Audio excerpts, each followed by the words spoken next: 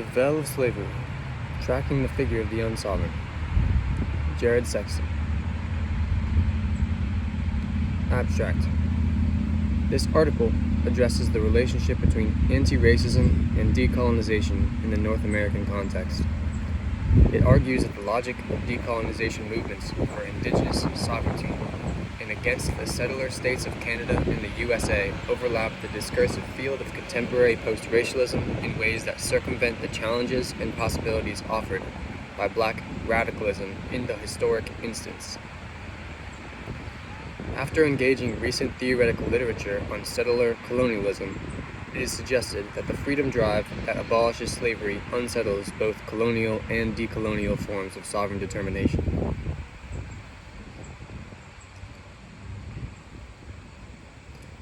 The veil returns in the form of a veil. That is the end of the operation. Now for the process. Jacques Lacan, from Position of the Unconscious. Introduction. In the spring of 2011, the Department of Equity Studies and the Center for Feminist Research at York University in Toronto hosted a 3-day international conference entitled Our Legacy: Indigenous African Relations Across the Americas. Professor Bonita Lawrence initiated the event after publishing a pair of articles on the principal theme. This and similar gatherings of late suggest that the emergent political and intellectual discourse in the North American context regarding communities of color and their relationship to settler colonialism is driven more precisely by an abiding concern or anxiety about the function and the position and function of African-derived people. It has to do with a formulation of the fundamental relations between racial slavery and settler colonialism in the development of global modernity. Insofar as such interests are geared toward an engagement with struggles for abolition and reconstruction on the one hand, and decolonization and resurgence on the other, they invariably highlight the paradoxical nature of freedom in Indian territory. I adumbrate below the intervention of indigenous scholars and their allies on the theory and practice of anti-racism in the contemporary United States and Canada. I attempt to discern several convoluted elements. 1. A folk concept of racial slavery with a truncated account of its historical formation, in which slavery is reduced to a species of coerced migration and forced labor institutions in the 17th century. 2. An elision of slaveholding and the dissemination of anti-blackness among native peoples throughout the continent, in which Indian slavery is either ignored or marginalized, and anti-blackness is conflated with colonial white supremacy. 3. A liberal political narrative of emancipation and enfranchisement immune to the history of Black radicalism, in which the post-bellum achievement of Black citizenship or civil rights is both taken for granted and mistaken for the substantive demands of freedom, justice, and equality. And 4. A misidentification of Black inhabitation with white and other non-Black settlement under the colonial heading, in which the fact of Blackness is disavowed and the fundamental racism of colonialism is displaced by the land-based contest of nations. These elements draw from and contribute to the discourse of post-racialism by diminishing or denying the significance of race in thinking about the relative structural positions of Black and non-Black populations, not in order to assert the colorblind justice of American or Canadian society, or to extol the respective virtues and vices of model and problem minorities, but rather to establish the contrasting injustice of their settler colonial relations with indigenous peoples. The convolution has been suggestive, even symptomatic, and the sustained encounter is long overdue or long underway, depending on the vantage. The argument below could be considered a symptomatic reading of the problematic of sovereignty as an element of settler decolonization. It is motivated by a desire for settler decolonization without and against sovereignty. To that end, we might consider Black studies as the field of interpretation in relation to the discourse of Native studies, at the point where the latter loses touch with itself and unconscious knowledge emerges as interference in the logic of theoretical elaboration. Some critics will will take it on themselves to remind us that this proposition has a converse. I say that this is false. That's from Fanon, 2008. Unsettling decolonization. Native studies in the North American Academy has attained critical mass in the last generation and commands growing attention across the interdisciplinary humanities and social sciences as scholars rethink their research and teaching protocols in response to the emergent scholarship and the collective pressure exerted by Native scholars, students, and communities. There are in Canada and the USA at present more than half a dozen peer-reviewed academic journals published by major university presses and nearly 30 programs of advanced study leading to graduate certificates, master's degrees, or doctorates. Over the preceding 2 decades, a new generation of scholars trained within or in relation to the Native Studies programs established since the 1960s has come of age, producing a steady stream of book-length studies and edited collections. While the focus here is regional, it bears repeating that the intellectual enterprise has long been global, linking scholars throughout the Americas to those in Africa and Asia, the Antipodes, and the Pacific Islands. The fruition of Native studies represents, among other things, the institutional inscription of the Fourth World in academic discourse. The Fourth World, as concept and movement, indicates a critique of the limitations of the anti-colonial politics of Third Worldism and a reassertion of an internally differentiated indigenous life world that precedes and exceeds the tripartite division of the earth. As a matter of practical theoretical activity in the production of knowledge, Native studies marks an intervention upon the study of colonialism in the most general sense, establishing and refining the primary distinction between its metropolitan and settler forms. Put differently, it is an analytic differentiation of colonialism and settler colonialism. One of the clearest formulations of this position is provided in the work of Lorenzo Veracini in 2010 and in the scholarship gathered together under his founding editorship at the journal Settler Colonial Studies. Veracini, in 2011, uses the introduction to the inaugural issue to outline what he terms, quote, a proper appraisal of settler colonialism in its specificity, unquote, based on the following premise. Quote, colonizers and settler colonizers want essentially 2 different things, unquote. These essentially different wants produce structurally divergent fundamental directives. Whereas the colonizer demands of the native, you, work for me, the settler colonizer demands of the native, you, go away. Surely, colonialism and settler colonialism can and often do coexist within the same social formation, and even at the same time, or agency with a particular order, can issue, and even the same agent or agency with a particular order can issue colonial and settler colonial demands at once or in turn. But this empirical coincidence does not dissolve the need for analytic differentiation.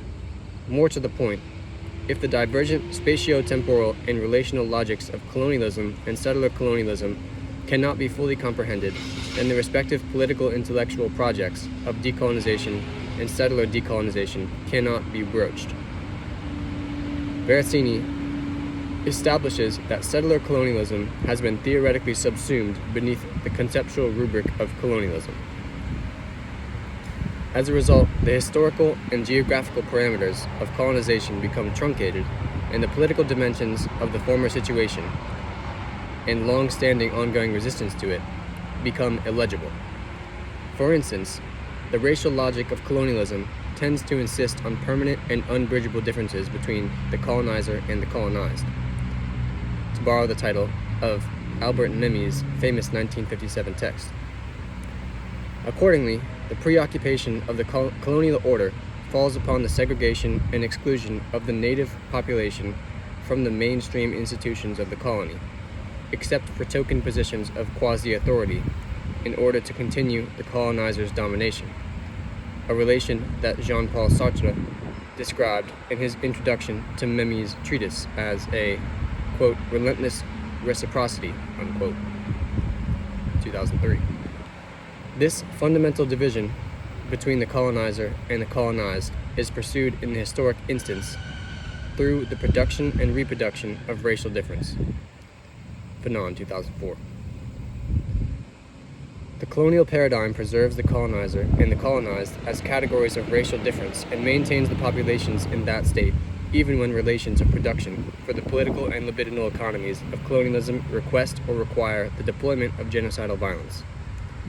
The spatio-temporal logic of colonialism is permanent division in service of hierarchy, and the relational logic of what Fanon identifies as colonialism's characteristically stalled or frozen dialectic is one of interminable encounter, quote, something that wants itself ongoing, unquote. Decolonization, in this context, entails breaking the colonial relation, ending the encounter, and removing the colonizer from the territory in order to destroy the zoning that creates spaces for different species and enables such massive exploitation. In this, decolonization destroys the positions of both the colonizer and the colonized. Settler colonialism, by contrast, seeks over time to eliminate the categories of colonizer and colonized through a process by which the former replaces the latter completely, usurping the claim to indigenous residence. "You go away" can mean the removal of the native population, its destruction through direct killing or the imposition of unlivable conditions, its assimilation into the settler colonial society, or some combination of each. As under the colonial paradigm, settler colonialism may deploy techniques for the production of racial difference, but it need not assume the strong form of permanent division. Likewise, settler colonialism may exploit the labor of the colonized en route, but the disappearance of the native is its raison d'etre. The spatio-temporal logic of settler colonialism is transience in service of demographic substitution, and its relational logic is one of radical non-encounter, quote, something that wants itself terminated, unquote. Decolonization in this context entails articulating the colonial relation, revisiting the encounter, and transforming the elementary terms of cohabitation. In this, settler decolonization destroys the positions of both the colonizer and the colonized. However, we should underline a crucial difference between the decolonization and settler decolonization. While it is true that decolonization seeks to undermine the conditions of possibility of colonialism in expelling the colonizer, rather than eliminating him as colonizer, it holds open the possibility of return in the form of neo-colonialism. Settler decolonization, in turn, seeks to undermine the conditions of possibility of settler colonialism, but its trajectory involves consequences that are more severe, as it were, because the colonizer, having taken root on conquered land, must stay and live under a new dispensation. Undergoing conversion to native lifeways and submitting to native sovereignty and its related modes of governance, the erstwhile colonizer ceases to exist as colonizer, having been either taken in by the native community and or repositioned materially and symbolically as a migrant engaged in an open-ended practice of reconciliation. Indeed, the struggle against settler colonialism must aim to keep the settler-indigenous relationship ongoing in order to transform both of the operative terms and not only the relation itself. Veracini, 2011. This may seem like settler decolonization provides a non-violent alternative to the violence of decolonization. But to frame things in this way would be to miss the point entirely. The settler colonial paradigm that informs native studies does not only demand specificity in our understanding of colonialism. This is not, in other words, a conceptual distinction among previously conflated varieties or forms of colonialism, but rather the analytic differentiation of heterogeneous political phenomena. Settler colonialism is not a particularly extreme form of colonialism. More to the point, in the space forged by the theoretical object of settler colonialism, in its delineation with respect to colonialism, a radicalization of decolonization is enabled. And, in my view, that radicalization is settler decolonization.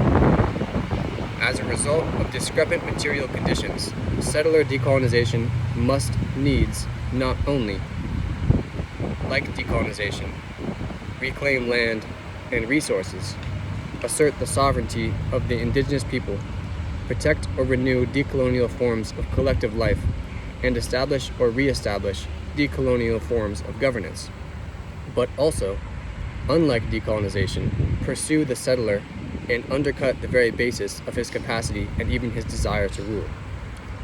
The project might be phrased as a re-articulation of Captain Richard Pratt's old Indian-hating maxim, "Kill the settler in him and save the man." The analysis of settler colonialism developed within Native studies is less a friendly amendment or point of clarification for the analysis of colonialism in general, simply broadening its scope, and more a critique and a challenge to contemplate a more profound liberation altogether. Decolonizing anti-racism. Settler decolonization pursues liberation in and as indigenous resurgence, and obstacles to that resurgence, whether structural or ideological, must be confronted. Here, the critique of colonialism, rehearsed above, redounds upon the indigenous critique of anti-racism. From within the conceptual apparatus attendant to the 2011 Our Legacy Conference, thinking about indigenous African relations in the North American context means, above all, challenging the manner in which anti-racism in Canada and the USA excludes indigenous peoples. This exclusion is far more than oversight. It indicates misrecognition of the nature of the state, against which anti-racist politics is organized and to which the demands of anti-racist politics are addressed.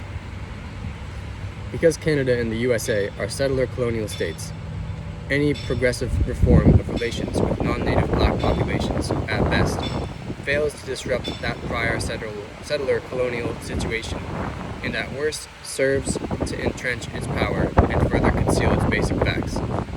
Anti-racism that is not grounded in the movement for settler decolonization is constrained to a politics whose, quote, horizon of aspiration largely is full inclusion in the nation as citizens, unquote. Rickfin, 2009. That is, anti-racism without indigenous leadership is a wager for black junior partnership in the settler colonial state.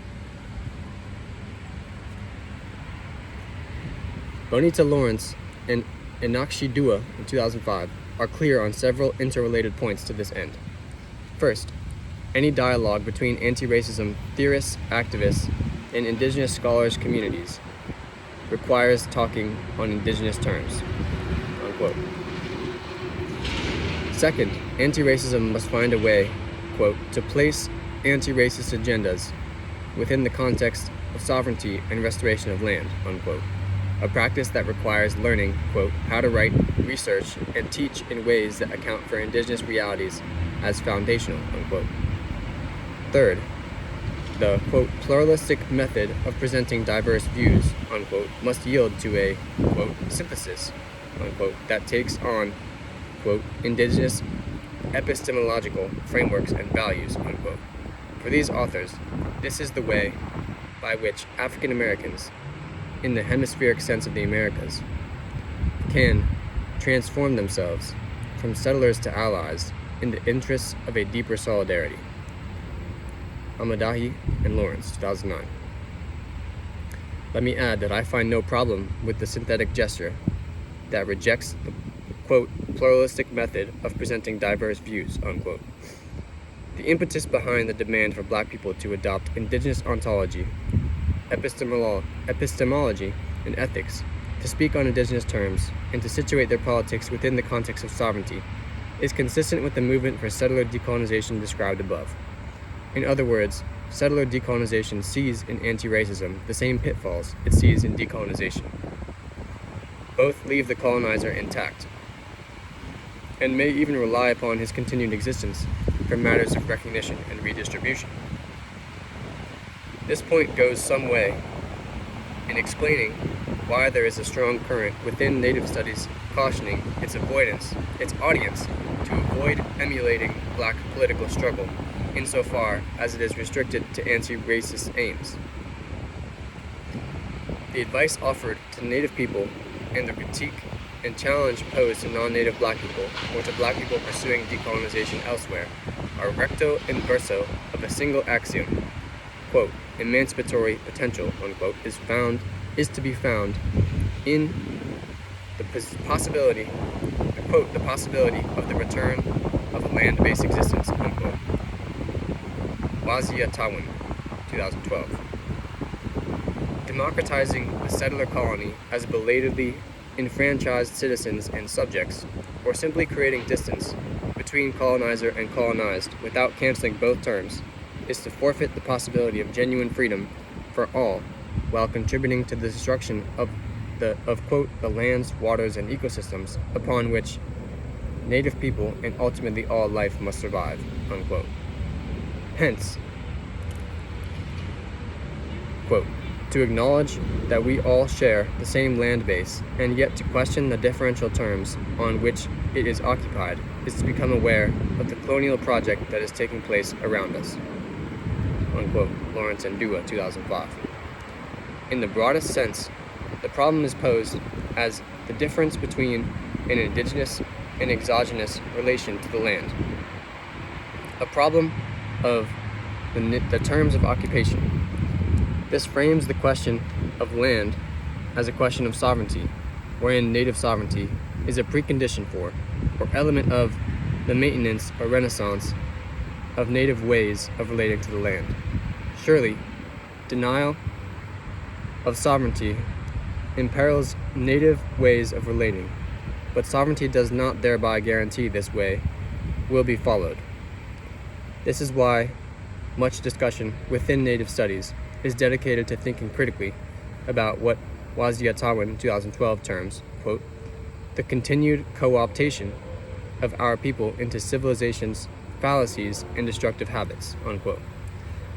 How to resist such lures and the resultant disconnection from the land. If the keywords of Native studies are resistance to settler colonial society and the global industrial civilization that compromises it, and resurgence of Native ways of life in and for our time, and if the source of both is a form of self-recognition among indigenous peoples, quote, with the understanding that our cultures have much to teach the Western world about the establishment of relationships within and between peoples in the natural world that are profoundly non-imperialist, unquote. Coulter, 2007. Then it stands to reason that Black Native solidarity would pivot upon Black people's willingness, quote, to provide material and moral support to the indigenous movement on Turtle Island, unquote. Amadahi and Lawrence, 2009. Solidarity here does not mean reciprocity, because it is claimed that the quote, majority of diasporic Black struggles want equity within the laws, economy, and institutions of the colonial settler state, unquote. There is little to be gained from the indigenous encounter with Blacks. Are Native calls for Black solidarity simply expedient in a situation of settler colonialism? My sense is that there is something more complicated and concerning at work. If one surveys the writing on Black Native solidarity in the field of Native studies, one finds frequent reference to histories of shared struggle, strategic alliance, and cohabitation in place of or alongside acknowledgement of histories of Indian slavery, ongoing exclusion of Black Native people, and pervasive anti-Black racism. In drawing up the historical balance sheet this way, scholars suggest there is ground for Black Native solidarity in the present, even where there is no denial or minimization of the history of Indian slavery, even where Native Black racism is recognized and the struggles of Black Native people are affirmed. An argument is forwarded that solidarity in this movement can be retrieved from the past and refashioned for the future. In this sense, Native peoples are seeking to reunite with lost allies, namely those enslaved Africans from the early colonial period who demonstrated, quote, a spiritual worldview, land-informed practices, and were held together by kinship structures which created relationships that allocated everyone a role in the community, unquote. This is political solidarity derived from, quote, cultural similarities, unquote. The implications of this claim are considerable. If Black Native solidarity is founded upon shared indigenous worldviews, practices, and kinship structures, then the prerequisite for Black people to move politically and ethically from settlers to allies, quote, in the interest of a deeper solidarity, unquote, with Native people is, in a word, re-indigenization.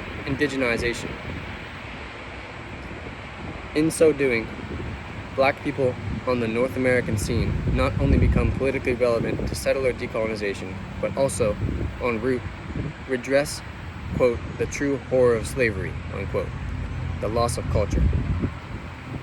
Diasporic Black struggles, with some exceptions, do not tend to lament the loss of indigeneity and the trauma of being ripped away from the land that defines their very identities. From indigenous perspectives, the true horror of slavery was that it has created generations of deculturalized Africans, denied knowledge of language, clan, family, and land base, denied even knowledge of who their nations are, unquote. Amadahi and Lawrence, 2009. From indigenous perspectives, diasporic Black struggles would, first and foremost, need to lament the loss of indigeneity that slavery entails, a process that requires acknowledging that the loss is both historic and ongoing. This would be a more proper post-traumatic response than quote, internalizing colonial concepts of how peoples related to land, resources, and wealth, unquote. However, what becomes curious upon even the briefest reflection is the fact that, quote, denied knowledge of language, clan, family, and land base, unquote, and the consequent temptation toward, quote, internalizing colonial concepts, unquote, is precisely what Native resistance and resurgence is struggling against to this day. To wit, quote, I believe that the systematic disconnection and dispossession of indigenous peoples from our homelands is a defining characteristic of colonization, unquote. Wazia Tawin, 2012. So deculturalization, or loss of indigeneity, is a general condition of Black and Native peoples, not one that Native people can restrict to Black people in order to offer or withhold sympathies. The structuring difference between settler colonization and enslavement is to be found precisely in the latter's denial of, quote, knowledge of who their nations are, unquote, that is, de-racination. On this count, the loss of indigeneity for Native peoples can be named and its recovery pursued, and that pursuit can and must become central to political mobilization. The loss of indigeneity for Black peoples can be acknowledged only abstractly, and its recovery is lost to history, and so something else must and can become central to political mobilization. Not the dialectics of loss and recovery, but rather the loss of the dialectics of loss and recovery as such, a politics with no final recourse to foundations of any sort, a politics forged from critical resources imminent to the situation, resources from anywhere and anyone, which is to say, from nowhere and no one in particular. From indigenous perspectives, this baseless politics can only ever be a liability. Without a base, which is to say, a land base, a politics of resistance can only succumb to, quote, civilization's fallacies and destructive habits, unquote. The quest for equality is perhaps the most pernicious of those fallacies. The conclusion of this line of thinking is that, due to, quote, the trauma of being ripped away from the land that defines their very identities, unquote, landless Black people in diaspora cannot mount genuine resistance to the settler colonial state and society. They can only be held apart from it as slaves. Which is to say that, without the benefits of a land base and absent the constitutive exclusion of slavery, blacks are destined to become white and thus settlers, in thought and action, and, moreover, have effectively become so post-emancipation. But rather than argue that black people in North America do, in fact, have significant, if attenuated, indigenous worldviews, practices, and kinship structures, or, in any case, can learn such from others in order to begin fighting the good fight, I submit we must consider the possibility that, 1. The black diasporic struggles, under examination, are irreducible to anti-racism. 2. That anti-racism is irreducible to demands upon the state. And 3. That demands upon the state are irreducible to statist politics. Blacks need not be indigenous and or enslaved Africans in order to be allies to Native peoples in the Americas, whatever that might mean. And I say all of this without need of mentioning the notable exceptions, otherwise known as the Black radical tradition. What if there are, and will have always been, ways to pursue settler decolonization otherwise than as indigenous peoples and their immigrant allies, a movement from within that slavery whose abolition is yet to come? Of course, not all Native Studies scholars adhere to this cultural criterion of political solidarity, but even among those attempting to coordinate struggles among Black and Native peoples, on a political basis, related problems arise. The contributions of Andrea Smith in the last decade are perhaps most generative on this note. In a series of recent articles, Smith proposes one way to reframe the relational field of, quote, people of color, unquote, in North American political culture by thinking through the multiple logics of white supremacy in relation to the enforcement of normative gender and sexuality as a sort of permutation. The author thus nominates the three pillars: slavery/capitalism, genocide/colonialism, and Orientalism/war, 2010. We might recast them here as racial slavery, settler colonialism, and Orientalism, with the understanding that all are co-evolve, at least, with the history of capitalism. Each pillar operates according to a respective logic: the proprietary logic of slavery, through which captive Africans are rendered property of slaveholders and regarded as such by the larger society; the genocidal logic of settler colonialism, through which indigenous peoples are dispossessed of land, water, and resources and made to disappear as indigenous peoples; and the militarist logic of Orientalism, through which the people of Asia, the Middle East, and eventually Latin America are constructed as inferior, yet threatening civilizations subjected to imperial warfare and its domestic ramifications. The aim of this tripartite scheme is to illustrate for each pillar how those inhabiting its logic might become complicit in the victimization of those inhabiting the other. The object is the fostering of strategic alliances across multiple axes of power, rather than a politics based on notions of shared victimhood along a single axis. For present purposes, we are prompted to develop approaches to political struggle that address both the indigenous settler binary and the slave-master binary, working for settler decolonization while dismantling the hierarchy established by racial slavery. And these movements would be set about in tandem with the movement to end American imperialism abroad. Smith's formulation seeks to ascertain the fundamental dynamics and the relative positioning of various social groupings. The adjudication of those dynamics may involve not only the old canard of compromise, politics reduced to the art of being uncomfortable, but also the creation of new abilities to think in different registers in turn or at once.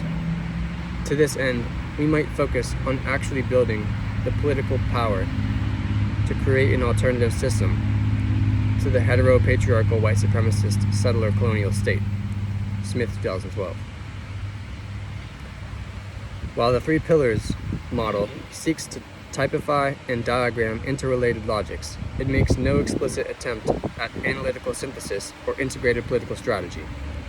Synthesis and strategy are implied, however, a point that becomes clear when we look more closely at the working definitions of racial slavery and settler colonialism. In, quote, three pillars, unquote, Smith describes the logic of slavery as one that, quote, renders black people as inherently slaveable, as nothing more than property, unquote.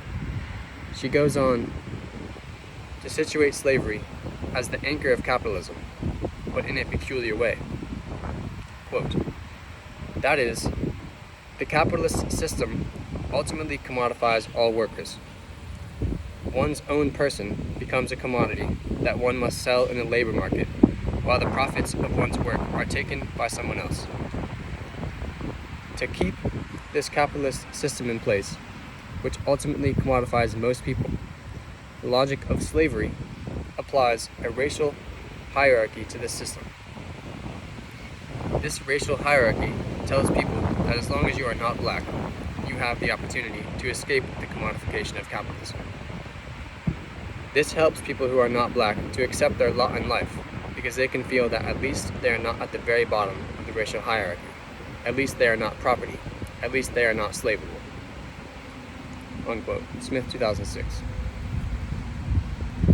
We can agree that under the capitalist system, one must sell their labor, in that it will be commodified as labor, which is to say, it will be converted into a factor of production.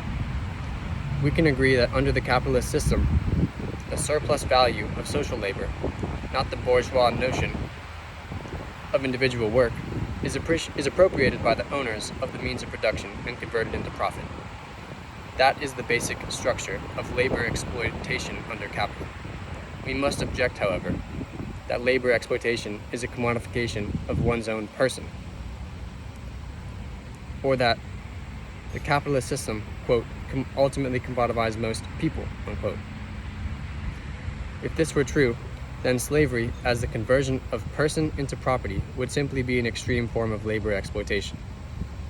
Or vice versa, exploitation would be an attenuated form of slavery. In either case, there would be only a difference of degree rather than kind between exploitation and slavery. At any rate, disabusing ourselves of anti-black racism would, for Smith, enable us to see that they inhabit the same logic, and that black struggles against racial slavery are ultimately struggles against capitalism. Something similar happens with respect to Smith's statement of the relation between racial slavery and settler colonialism. When she returns, in a more recent article on voting rights and native disappearance, to reprise her concept of racial slavery, she has this to say about the ideological formation of anti-black racism and its effects on critical intellectual production. Quote, because Africa is the property of Europe, Africa must then appear as always already colonized. The colonization of Africa must disappear so that Africa can appear as ontologically colonized. Only through the disavowed colonization can black peoples be ontologically relegated to the status of property. Native peoples, by contrast, are situated as potential citizens. Native peoples are described as free people, albeit uncivilized, unquote. Smith, 2013. Smith rightly argues that the racist designation of native peoples as free, albeit uncivilized, pre-citizens is not a privilege, i.e., proximity to whiteness, in relation to the racist designation of black people as unfree anti-citizens incapable of civilization, i.e., antipody of whiteness. Because the civilizing mission through which native peoples are forcibly assimilated into settler colonial society is, in fact, a form and aspect of genocide. Yet, what is missed in the attempt to demonstrate that black studies is also, like native studies, concerned with colonization, is the plain fact that colonization is not essential, much less prerequisite to enslavement. In other words, to say that it is only through disavowed colonization that black people can be ontologically relegated to the status of property is a feint, just as it is to suggest that capitalism ultimately commodifies most people. In this case, enslavement would be enabled by a prior colonization that it extends perforce. If this were true, then slavery as the conversion of person into property would simply be an extreme form of colonization, or vice versa, colonization would be an attenuated form of slavery. In either case, there would be only a difference of degree rather than kind between colonization and slavery. At any rate, disabusing ourselves of anti-black racism would, for Smith, enable us to see that black struggles against racial slavery are ultimately struggles against colonialism. Colonization is not a necessary condition of enslavement because, 1. Slaves need not be colonial subjects or objects of colonial exploitation, and they do not face the fundamental directive of colonialism: you work for me. Though slaves often enough labor.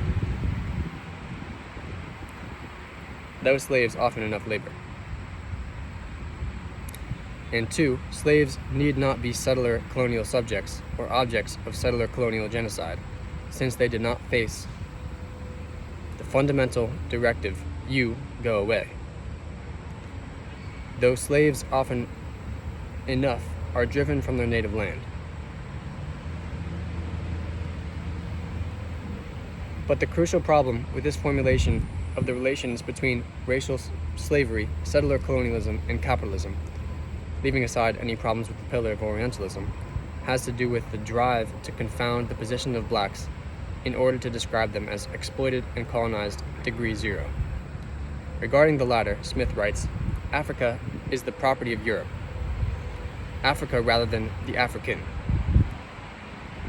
As in the reduction of slavery to the exploitation of labor, there is here an elision of the permanent seizure of the body essential to enslavement.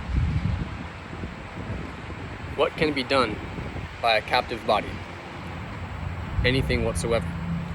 The loss of sovereignty is a fait accompli, a byproduct rather than a precondition of enslavement.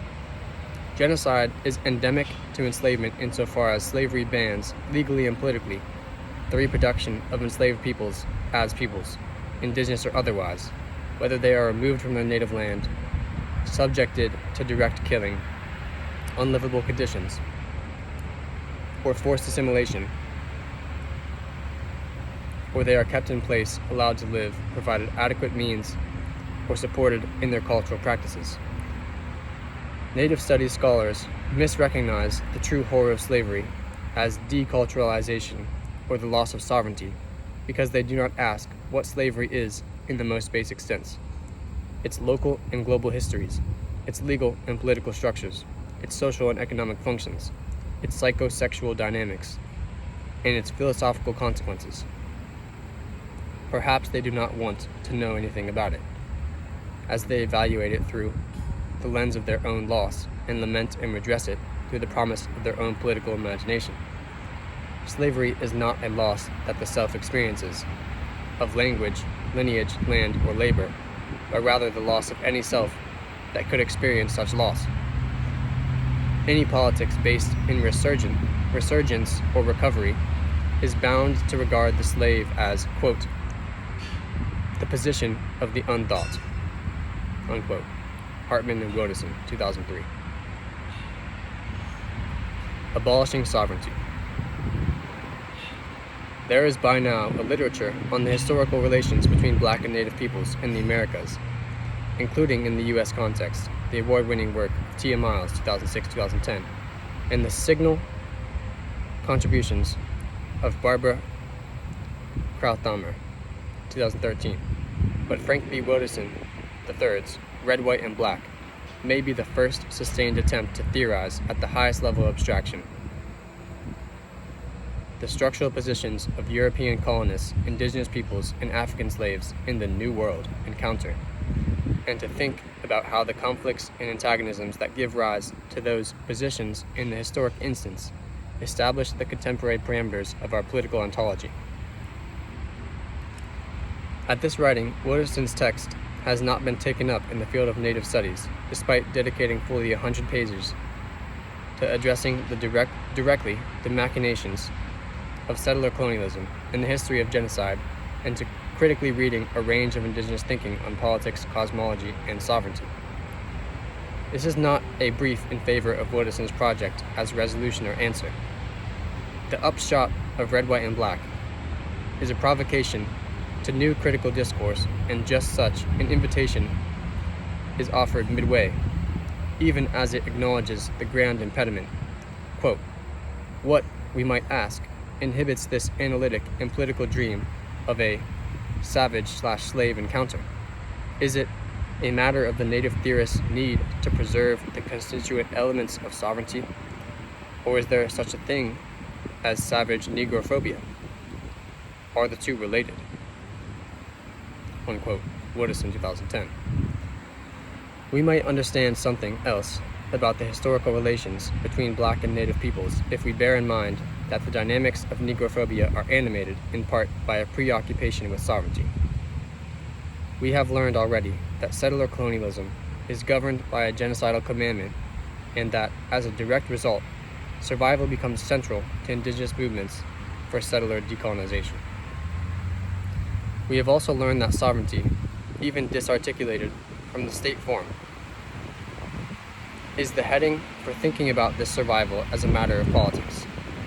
Yet, in its struggle against settler colonialism, the claim of native sovereignty, emerging in contradiction to the imposition of the imperial sovereignty of Euro-American polities, quote, fortifies and extends the interlocutory life of America or Canada, or henceforth as a coherent, albeit genocidal idea, because treaties are forms of articulation, discussions brokered between two groups presumed to possess the same kind of historical currency, sovereignty, unquote. Waterston, 2003. This point is not mitigated by the fact that native sovereignty is qualitatively different from, not simply rival to, the sovereignty of nation states. What links these statements discursively is an ethico-onto-epistemological point of contact. Quote, at every scale, the soul, the body, the group, the land, and the universe, they can both practice cartography, and although at every scale their maps are radically incompatible, their respective mapness is never in question. Waterston, 2010. Capacity for coherence makes more than likely a commitment to preserve the constituent elements of sovereignty, 2010, and a pursuit of the concept of freedom as self-determination. The political de-escalation of antagonism to the level of conflict is mirrored by a conceptual domestication at work in the field of native studies, namely that settler colonialism is something already known and understood by its practitioners. The political intellectual challenge on this count is to refine this knowledge and to impart it. The intervention of native studies involves bringing into general awareness a critical knowledge of settler colonialism. We might contrast the unsuspecting theoretical status of the concept of settler colonialism in native studies with its counterpart in Black studies, racial slavery. I remarked above that any politics of resurgence or recovery is bound to regard the slave as the position of the unthought.